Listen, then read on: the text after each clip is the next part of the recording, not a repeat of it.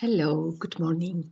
Who has the clearest vision and the clearest ears towards a person, towards a scene that happens in front of them? Perhaps the one who does not know anything about the person or about that particular thing that happens in front of them.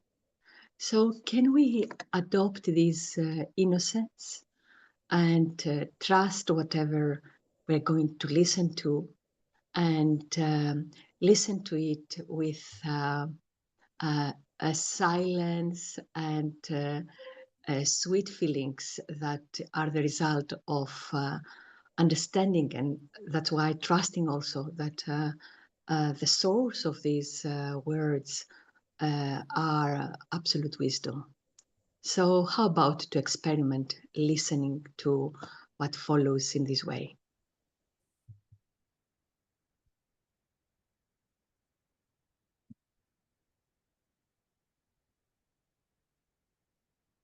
Trusty souls can take very good numbers in the rosary through their attitude of renunciation. A trustee has to be one who is truthful and has a clean and honest heart. At this time, you have received a blessing from the bestower of blessings. Anyone who has a desire can become one with an elevated fortune. To become a spiritual student means that you bring your fortune with you from birth. The moment you take birth, your star of fortune is sparkling on the forehead of each one of you. To be a spiritual student means to be fortunate. However, the extent to which you increase the birthright that you have attained or make the star of your fortune sparkle even more depends on your own efforts. To imbibe and use in your practical life the rights of fortune you have received means to increase the property you have received from the Father. Earning it or using it up depends on each one.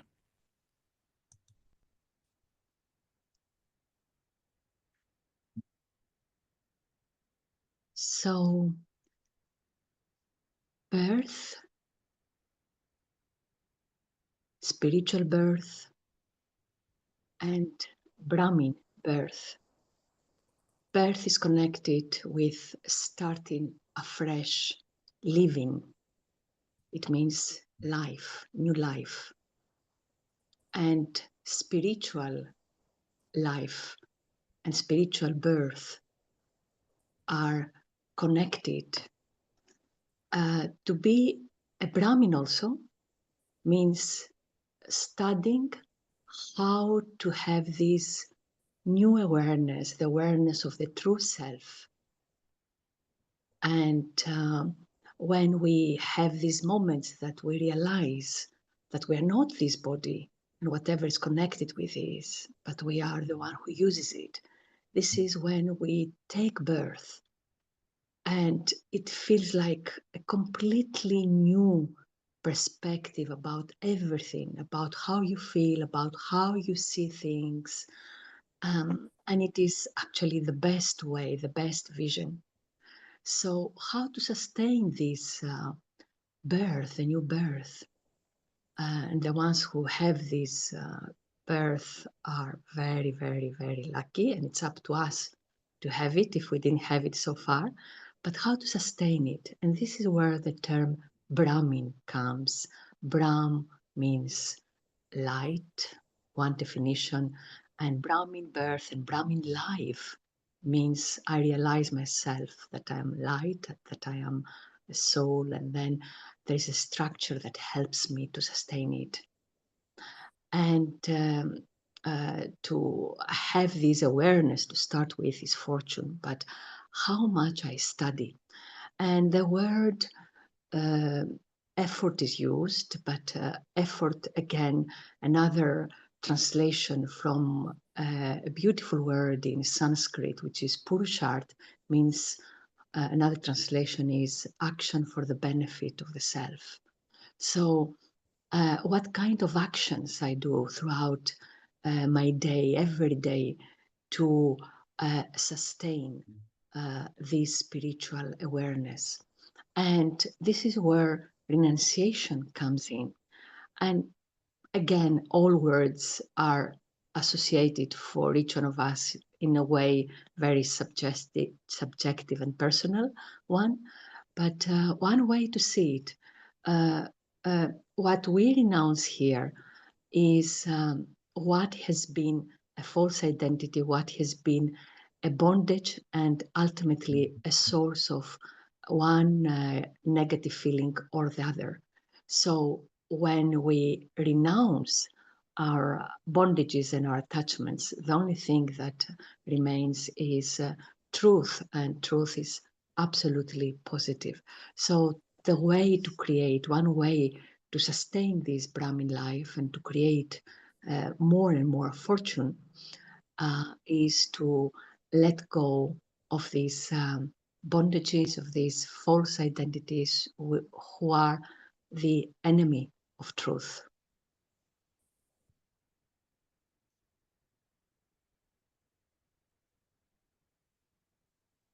There is a difference of day and night between doing service on the basis of having a powerful brain with many points of knowledge and serving with an honest heart. Those who serve with their heads will only teach others how to speak and make others speak. One is a server who truly serves as a server, and the other is one who serves just to earn a name for themselves. There is a difference, is there not? Whoever true servers serve will be given the experience of the instant fruit of attainment. Those who serve simply to earn a name will at that time attain a good name for themselves. In the form of praise, you explained that very well. You spoke very well. However, they would not be able to give the experience of the fruit of attainment. In this way, one serves with true love and the other serves as a duty. Those who serve with true love won't be able to stay without enabling others to forge a connection of love.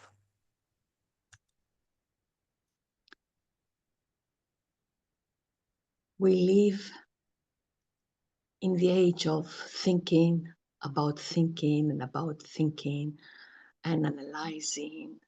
And this is a very useful cognitive faculty of the self. Nothing is wrong with this, but everything has its place.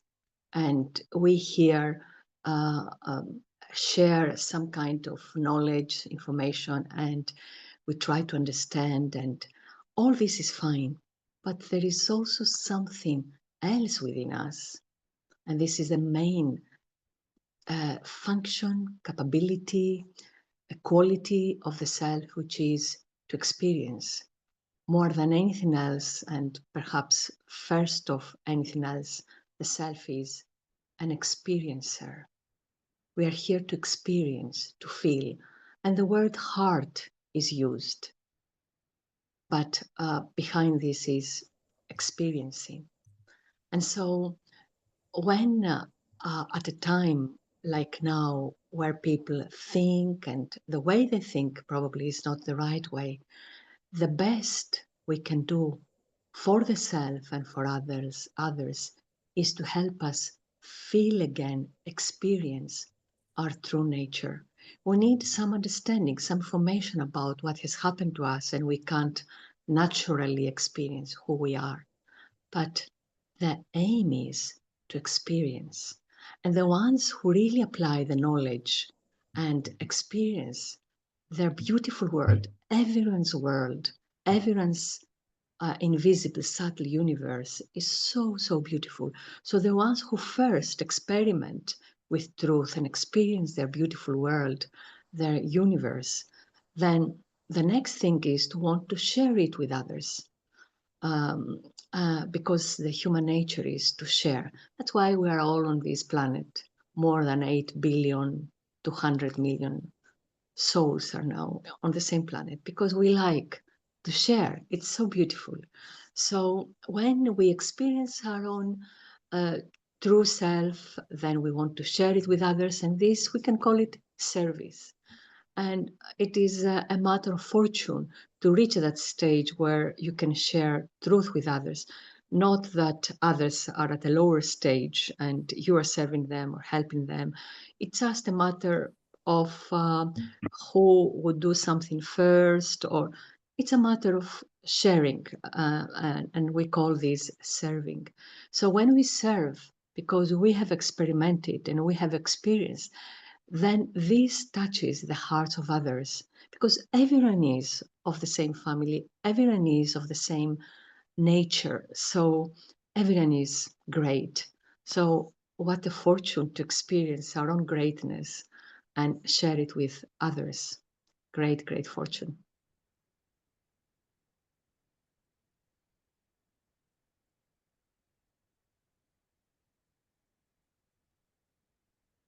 Yes. What makes the difference in getting the fruits of your work? Let's say there are two fields, one next to each other, and two individuals are planting the same seeds in the same season with the same amount of work and expertise. And on these two fields that are next to each other, on one field there is a lot of fruit and crop, on the other field the land remains without fruit. What makes a difference? And you mentioned the word renunciation, and also you mentioned truthfulness, and in particular the truthful heart, the one that is willing to put his heart into the task, the one that is willing to do it from experience, you mentioned, also out of love.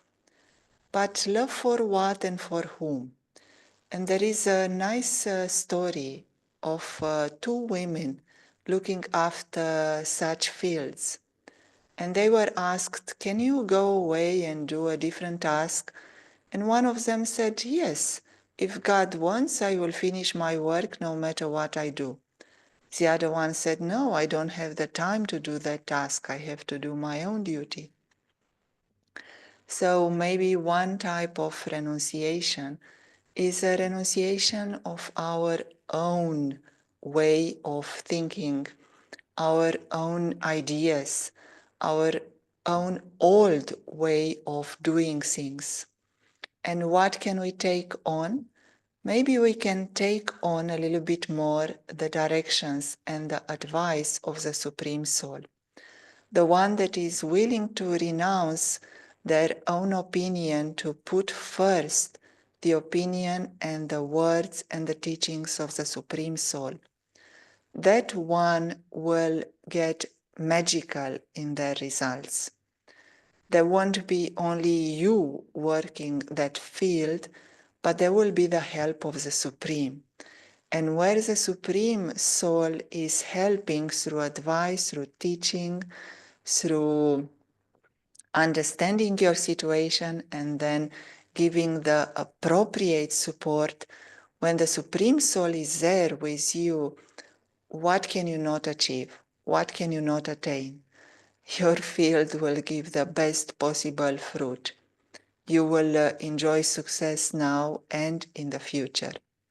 So what makes a difference? between any two individuals attaining the same, doing the same task.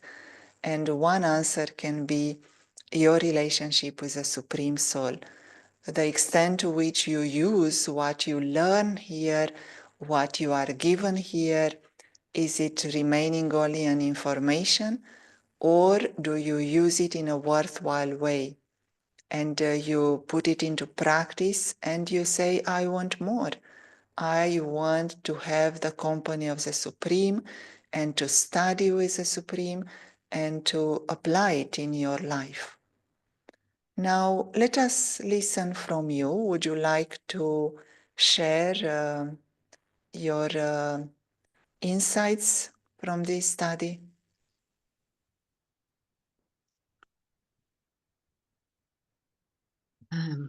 As was just mentioned, it's not about just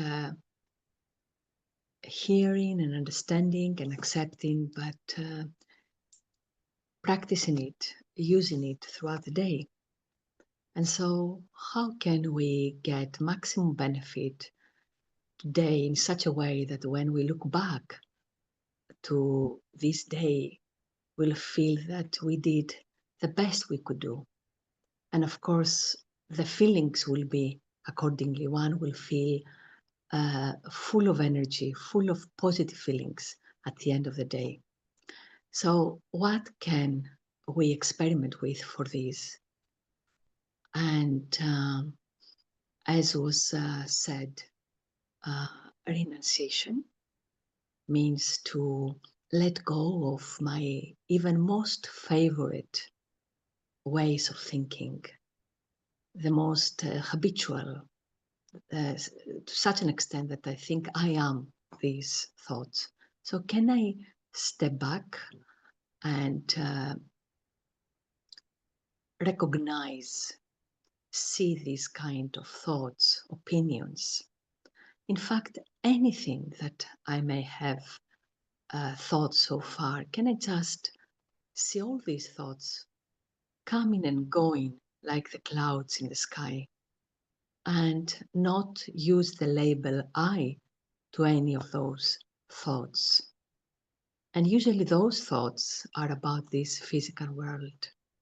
So can I just gently allow my attention rest on this invisible observer, this invisible presence in front of whom all thoughts report? And when I spend more time with the self, who is in fact timeless, then in this space of silence and stillness, I can experience the presence of the Supreme Being. And the presence, the heart of the Supreme, is the best place to live. So the choices we have, either to give our attention and live in the ever-changing mind, or the other option is to give my attention to the perfect companion and live in his heart. And then both of us experiencing the perfect union, we enter this game of life, and everything that is in front of us is fine, it's all good, because already the self experiences fullness. So this is a way to live my day today as someone who needs nothing and is a trustee, uses everything for the benefit of all. Thank you. Would anyone else like to share? Would you like to share?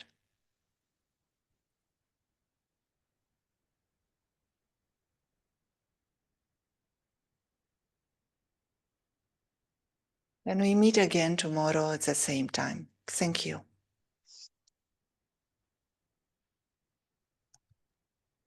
Om Shanti. Thank you, Baba. Hello, Om Shanti. Good to see you.